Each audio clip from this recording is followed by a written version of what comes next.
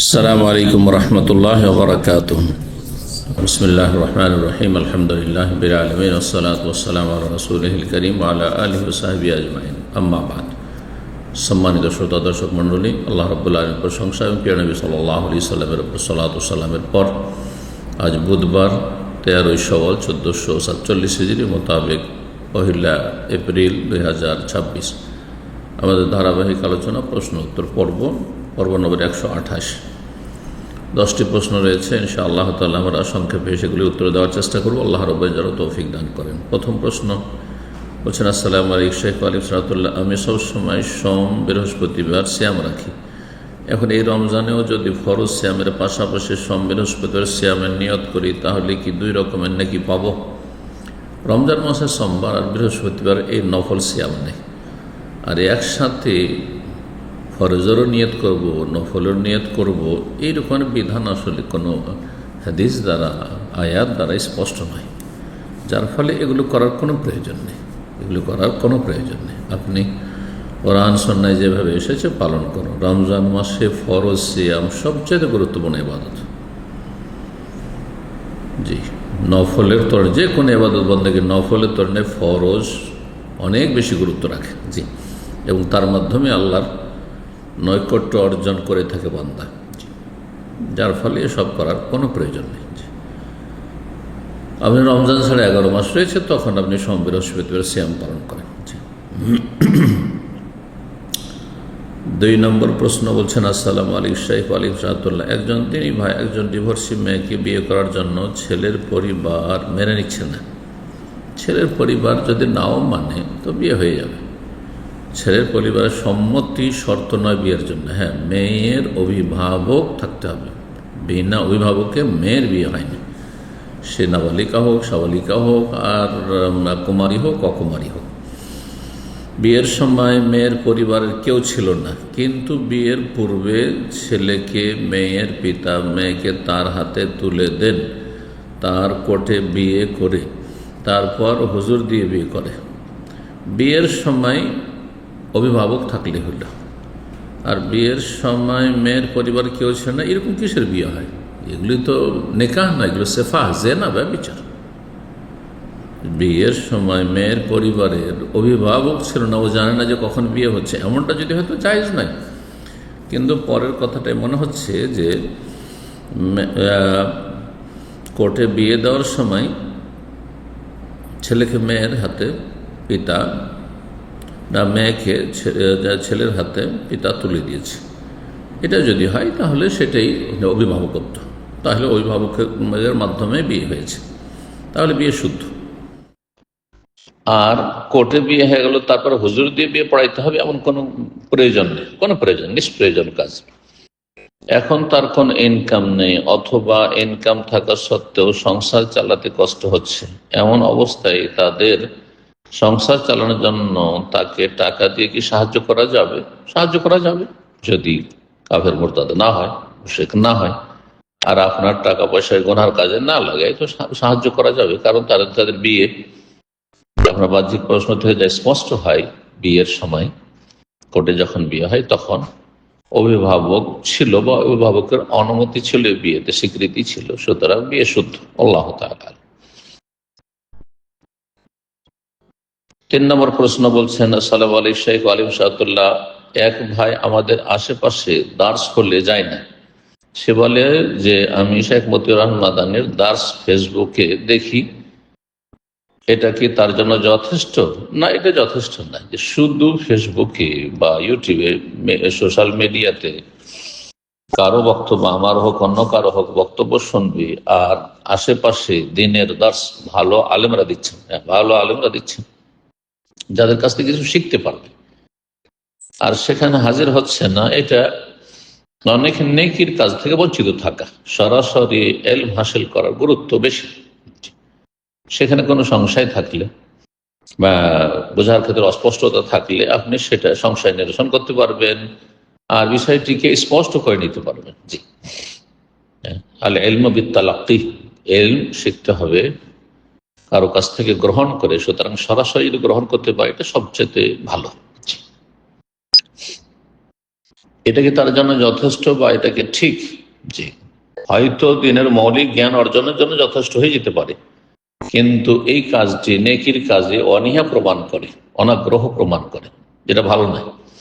বরং তাকে উপদেশ দেব এবং তার জন্য উচিত হবে যে সে যেন দিনই দার্স যেগুলো হচ্ছে ভালো আলেমদের, সেগুলোতে উপস্থিত হয়, সেখান থেকে সরাসরি এলম শেখার চেষ্টা করে। আল্লাহ তৌফিক দান করে। তার সাথে সাথে সোশ্যাল মিডিয়াতে দিনের আলোচনাগুলি শুনবে এবং যেইভাবে দিনের সহি জ্ঞান অর্জন করা সম্ভব হয়, লেখাপড়ার মাধ্যমে অথবা শোনার মাধ্যমে, সরাসরি শোনার মাধ্যমে অথবা সোশ্যাল মিডিয়াতে শোনার মাধ্যমে। জি। 4 নম্বর প্রশ্ন বলছেন, আসসালামু আলাইকুম শাইখ। ওয়ালাইকুম সালাম। অনেক ভালো কাজে চান্স পেতে হলে ভালো মার্কস পেতে হয়। ধরুন একজন ছাত্র পরীক্ষায় মোট নাম্বারে 5% নকল করেছে, সে কি ওই সার্টিফিকেট দিয়ে ওই ভালো কলেজে পড়ার সুযোগ নিতে পারবে? যা অতীত হয়ে গেছে ভুল, তার জন্য তওবা করবে। নকল করেছে, কি করেছে, তওবা করবে। ভুলের সংশোধন হচ্ছে তওবা করা। আর ভালো কলেজে যদি সুযোগ পায় তো চান্স নিতে পারে। যদি কারো পুরোপুরি কোনো সার্টিফিকেট জালিয়াতি না হয় এবং সেই সার্টিফিকেট যে জাল সার্টিফিকেটের উপর তার চাকরি বা আয় উপার্জন নির্ভরশীল না হয়, তার অন্য কোনো যোগ্যতার ওপর হয়, তাহলে সে গুনাহগার জাল সার্টিফিকেট করার জন্য, কিন্তু তার রুজি হালাল। তার রুজি তার এই জাল সার্টিফিকেট নির্ভরশীল নয়, বা তার লেখাপড়া পুরোপুরি এই জালিয়াতের নির্ভরশীল নয়। 5% নকল করেছে, আংশিক তার কিছু অন্যায় কাজ, গুনার কাজ আছে, তওবা করবে, আল্লাহ মাফ করবে। জি।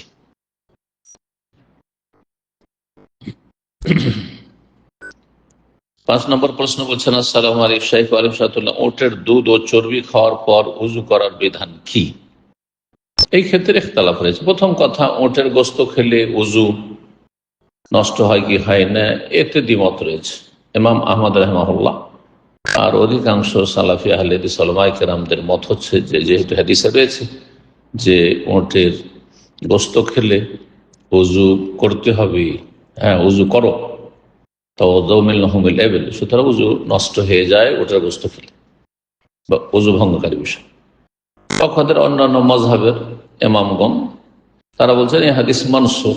যেমন আগে আর একটি বিধান ছিল, কোন কিছু পাকশাক করা কিছু খেলে, না, যেটা আগুনে পাকশাক করা হয়েছে, তৈরি করা হয়েছে, এইরকম খাদ্য পানীয় খেলে পান করলে তাতে ওযু নষ্ট হয়ে যাওয়ার বিধান ছিল।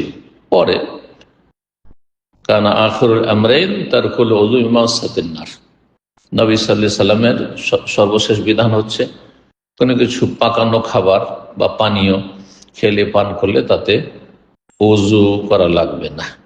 ওই রকমই তারা বলছেন যে ওটের গোশত খেলে উযু নষ্ট, এটিও মানসুখ, তাদের মত সেটি, কিন্তু হাদিস সহিহ রয়েছে, সুতরাং তার উপর আমল করা উচিত। এবং কোনো স্পষ্ট দলিল নেই মানসুখ রহিত হওয়ার এই বিধান। ওটের গোশত খেলে উযু করতে হবে, উযু নষ্ট হয়ে যাবে। কিন্তু ওটের চর্বি, ওটের দুধ, ওটের এমন কিছু যেগুলো গোশত নয়, সেগুলি খেলে, এই ক্ষেত্রে একদল বলছেন যে সেগুলিও হচ্ছে গোশতের মতোই। কিন্তু বেশ কিছু বিজ্ঞ আলেম তারা বলছেন, যে শাইখ ইবনে উসাইমিন, এরকম আরো বিজ্ঞ ওলামায়ে কেরাম, আরো ওলামারা বলছেন যে ওটের চর্বি, ওটের দুধ, ওটের গোশতের আওতাভুক্ত। নবী সাল্লাল্লাহু আলাইহি ওয়াসাল্লাম গোশতের কথা বলেছেন, সাথে এগুলোতে উযু নষ্ট হবে না, আল্লাহু আ'লাম। কিন্তু সতর্কতামূলক করে উযু করে নাই তো ভালো, সতর্কতামূলক করে উযু করে নাই তাহলে ভালো। 6 নম্বর প্রশ্ন বলছেন, আসসালামু আলাইকুম শাইখ। ওয়ালাইকুম সালাম। যে বিশ্বাস করে আল্লাহ সুবহানাহু ওয়া তাআলা সব জায়গায় বিরাজমান, তার পিছনে সালাত আদায় করা যাবে না, তার পিছনে সালাত পড়া জায়েজ না, সে প্রকাশ করে, তদন্ত করার কোনো প্রয়োজন নেই। আসল হচ্ছে যে একজন মুসলিম বিশুদ্ধ আকীদা লালন করে, কিন্তু যদি কেউ প্রকাশ্যে বলে কোনো আলোচনায়, কোনো জুমার খুতবায় অথবা কথা প্রসঙ্গে যে আল্লাহ সর্বত্র বিরাজমান, তাহলে তার পেছনে সালাত পড়া জায়েজ নাই, কারণ এটি কুফরি আকীদা, ঈমান ভঙ্গকারী বিষয়। আল্লাহ হিদায়াত দান করুন। 7 নম্বর প্রশ্ন বলছেন, আসসালামু আলাইকুম। ওয়ালাইকুম সালাম। ইচ্ছাকৃতভাবে হানাফি মসজিদে নামাজ পড়া যাবে কি? হানাফি বলতে কি? আসল হানাফি যদি খাঁটি হানাফি হয় যে ফিকহি মাসলা মাসাইলে হানাফি, কিন্তু আকীদায় সাহাবায়ে কেরাম, তাবেঈন, তাবা তাবেঈন, সালাফে সালেহিনের আকীদা বিশ্বাসী, আল্লাহ রাব্বুল আলামিনের তাওহীদুল আসমা সিফাত সম্পর্কে বিশ্বাস করে, এবং সুফিদের যে কুফরি আকীদা সেসব নেই, যে আল্লাহ সর্বত্র বিরাজমান, আল্লাহ সব কিছু বিরাজমান, এগুলোও নেই, সব কুফরিও নেই, এবং আল্লাহর হাত নেই, আল্লাহর চোখ নেই, হ্যাঁ আল্লাহর চেহারা নেই, আল্লাহ নিরাকার, এসব কুফরি আকীদা নেই। এমন যদি মযহাবধারী হয়, হানাফি হোক আর শাফি হোক আর মালিকি হোক, কারণ এরা অধিকাংশই আশআরি মতবাদে যদি বিশ্বাসী না হয়, ভ্রান্ত মতবাদে, তাহলে তাদের পেছনে সালাত পড়তে কোনো অসুবিধা নেই, ইচ্ছাকৃত হবে। হানাফিদের পিছনে নামাজ হবে অন্যদের, হানাফিদের, শাফি, মালিক, হাম্বলি, আহলে হাদিসদের পিছনে নামাজ হবে যদি সত্যিকারের শুধু ফিকহি মাসলা মাসাইলে হানাফি হয়, এমন তাহাবির মতো হানাফি, হ্যাঁ এইরকম যে হানাফি উলামায়ে কেরাম সহিহ আকীদার তাদের মতো যদি হানাফি হয়, আবু ইউসুফ মুহাম্মদের মতো হানাফি, এরকম যদি হানাফি হয়। আর ওর চাইতে খাঁটি পাকা হানাফি হচ্ছে আহলুল হাদিস সালাফি, এই যে সাহাল হাদিস প্রভাব মযহাবে ফিকহি মাসলা মাসাইলের ক্ষেত্রেও সহিহ হাদিসের মযহাবের খেলাফ হয় তো মযহাবকে ছেড়ে দেবে আর সহিহ হাদিস আমল করবে, এটা হলে তো সবচেয়ে ভালো, তাহলে আমরা খাঁটি আহলে হাদিস। কিন্তু 2 নম্বরেরও যদি হানাফি হয় যে ফিকহি মাসলা মাসাইলে হানাফি মযহাবের মুকাল্লিদ অনুসারী, কিন্তু আকীদা সহি, তাদের পিছনে সালাত হবে। কিন্তু হানাফি মযহাবের নামে যদি আশারি হয়, মাতুরিদি হয়, সুফি হয়, নকশবন্দি, চিস্তি হয়, কাদেরি হয়, মুজাদ্দিদি হয়, সাহারওয়ার্দী হয়, এসব যদি থাকে, বেরেলভি হয়, দেওবন্দীদের বিভিন্ন রকমের সুফিজমের কুফরি আকীদা, ওয়াহদাতুল ওজুদের আকীদা বিশ্বাসী হয়, হুলুলে বিশ্বাসী হয়, হ্যাঁ ইবনে আরবি আর মানসুর হাল্লাজের কুফরি আকীদায় বিশ্বাসী, তাদের প্রশংসা করে, তাহলে তাদের পিছনে নামাজ হবে না, তাদের নাম হানাফি হোক অথবা তাদের নাম শাফি হোক অথবা মালিক হোক বা অন্য কিছু হোক না কেন, তাদের পিছনে নামাজ হবে না, কারণ এরা কুফরি আকীদা লালন করে।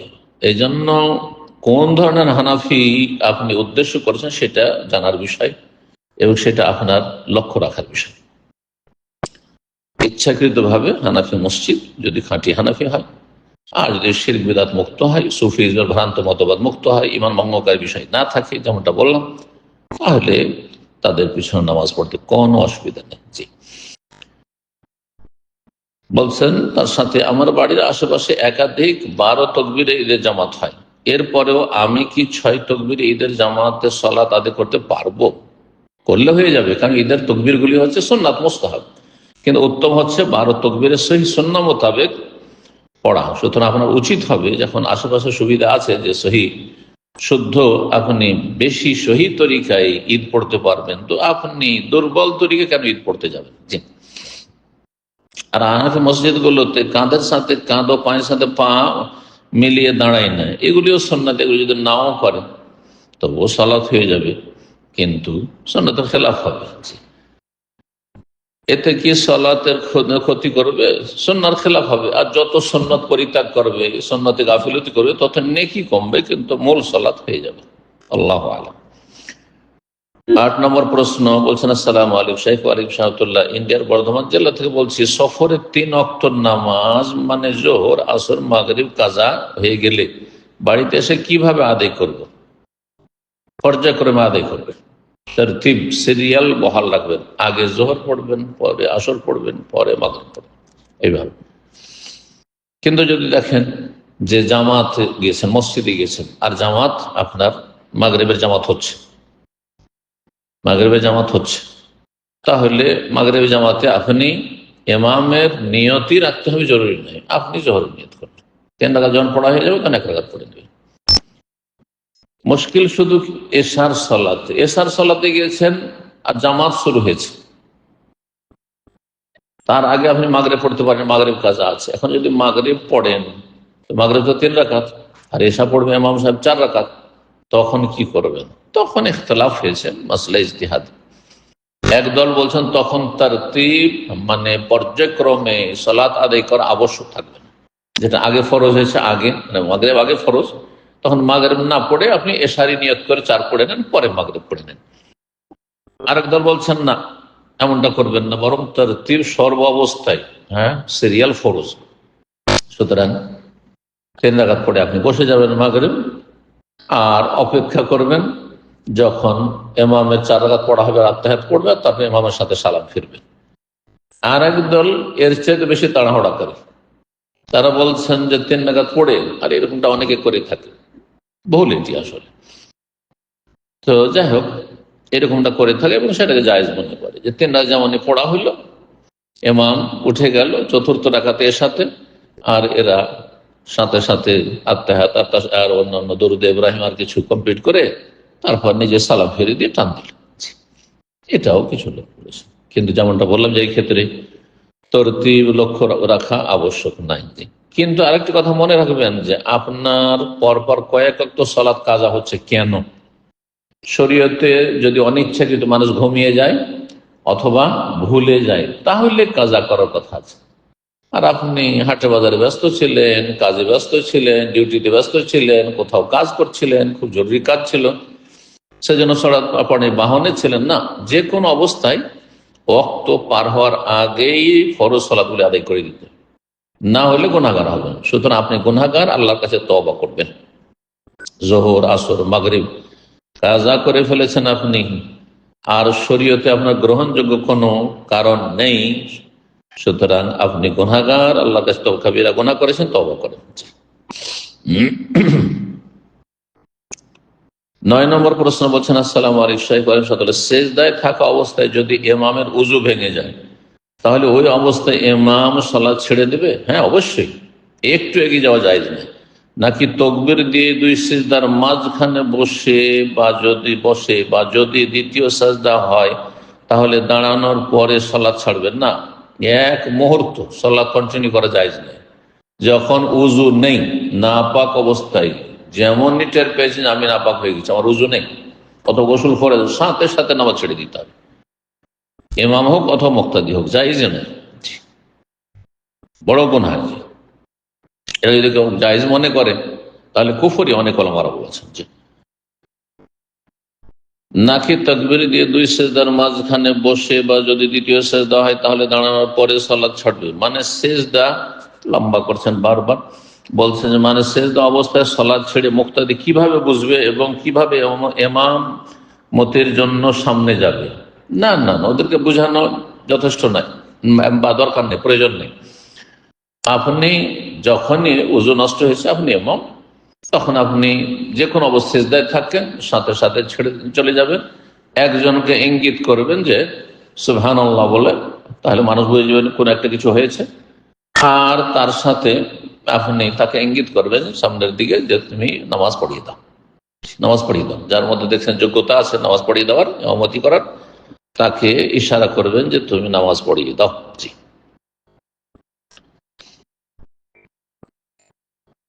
তারপরে বলছেন, আর ইমাম যদি সালাত ছেড়ে দেয় তাহলে কি এটা ইমামের দায়িত্ব? হ্যাঁ, ইমামের দায়িত্ব মুক্তাদি থেকে একজনকে বেছে নেওয়া। হ্যাঁ, একজনকে ইঙ্গিত করবে, বেছে নেওয়া মানে একজনকে ইঙ্গিত করবে জি, যে তুমি নামাজ পড়িয়ে দাও। 10 নম্বর সর্বশেষ প্রশ্ন বলছেন, আসসালামু আলাইকুম, শুনেছি এক উযুতে সাধারণ অবস্থায় 1 দিন 1 রাত এবং মুসাফিরের জন্য 3 দিন 3 রাত। এখানে বলতে হয় যে মকিমের জন্য এক উযুতে সাধারণ অবস্থায় মানে মকিম অবস্থায় 1 দিন 1 রাত, মুসাফিরের জন্য 3 দিন 3 রাত মুজাব মাসা চলবে। এখন প্রশ্ন হচ্ছে, উল্লেখিত সময়ের মধ্যে যদি জুতা মোজা না খুলে হাই কমোডে প্রসাব পায়খানা করা সম্ভব হয় তাহলে কি মোজার মাসা করে উযু চলবে? কোনো অসুবিধা নেই। আপনি হাই কমোডে করেন আর সাধারণ আপনি বাথরুমে আপনি পেশাব পায়খানা করেন, পেশাব পায়খানা করলে তাতে মোজার মাসা নষ্ট হয় না। জি হ্যাঁ, উযু নষ্ট হয়, আপনি উযু করবেন, মোজার মাসা করবেন, একমাত্র গোসল ফরজ হয়। ইল্লামিন জানাবা হাদিস রয়েছে যে এর মধ্যে যদি গোসল ফরজ হয়ে যায় সহবাসের মাধ্যমে অথবা স্বপ্নদোষের মাধ্যমে, তখন আপনাকে মোজা খুলে ফেলতে হবে আর তারপরে গোসল করতে হবে। আল্লাহু আ'লাম। ওয়া সাল্লাল্লাহু ওয়া সাল্লাম আলা নবিয়িনা মুহাম্মদ ওয়া আলা আলিহি ওয়া সাহবিহি আজমাইন।